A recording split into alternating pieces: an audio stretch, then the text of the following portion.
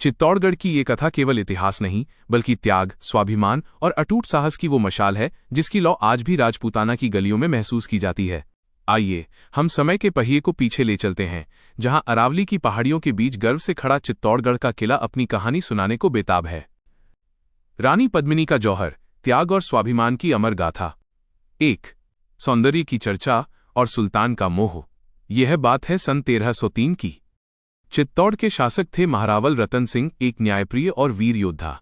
उनकी रानी थी पद्मिनी, पद्मावती, जिनके सौंदर्य की चर्चा हवा के झोंकों के साथ 7 समंदर पार तक फैली हुई थी।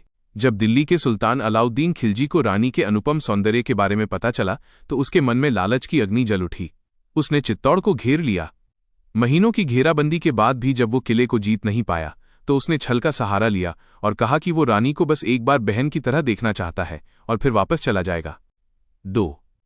दर्पण का प्रतिबिंब और छल। मर्यादा को ध्यान में रखते हुए दर्पण शीशे के माध्यम से रानी का प्रतिबिंब दिखाने का समझौता हुआ। सुल्तान ने शीशे में रानी की एक झलक देखी और उसके सिर पर जुनून सवार हो गया। जाते समय उसने विश्वासघात किया और रतन सिंह को धोखे से बंदी बना लिया। शर्त रखी गई, रतन सिंह की आजादी चाहिए तो पद्मिनी को सौंप दो। 3.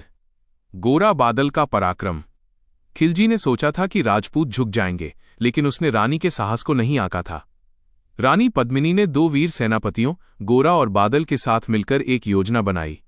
700 पालकियों में रानी की सखियों के वेश में सशस्त्र सैनिक भेजे गए। उन्होंने सुल्तान के शिविर में कोहराम मचा दिया और महाराज रतन सिंह को मुक्त करा लिया। इस युद्ध में गोरा और बादल ने अपनी मातृभूमि के लिए अंतिम सांस तक लड़ते हुए वीरगति प्राप्त की। 4. अंतिम युद्ध और जौहर का निर्णय। क्रोधित होकर खिलजी ने पूरी ताकत के साथ चित्तौड़ पर धावा बोल दिया। किले के भीतर रसद, भोजन कम होने लगा था। राजपूतों के सामने 2 ही रास्ते थे, कायरता की गुलामी या सम्मान की मृत्यु। रतन सिंह और उनके सैनिकों ने केसरिया धारण किया, अर्थात अब वापस नहीं आना है, सिर्फ जीतना है या मरना है। वहीं रानी पद्मिनी ने अपना धर्म और सतीत्व बचाने के लिए जौहर का निर्णय लिया। 5. धधकती ज्वाला और अमर बलिदान। वो रात इतिहास की सबसे भीषण और गौरवशाली रात थी। किले के भीतर एक विशाल अग्निकुंड तैयार किया गया। रानी पद्मिनी ने अपना 16 श्रृंगार किया। उनके नेतृत्व में 16,000 वीरांगनाओं ने अग्निदेव को नमन किया। एक एक करके जय एकलिंगनाथ के उद्घोष के साथ वे सभी उस धधकती ज्वाला में समा गईं। जब खिलजी ने किले के द्वार तोड़े तो उसे जीत के नाम पर केवल राख और धुआं मिला।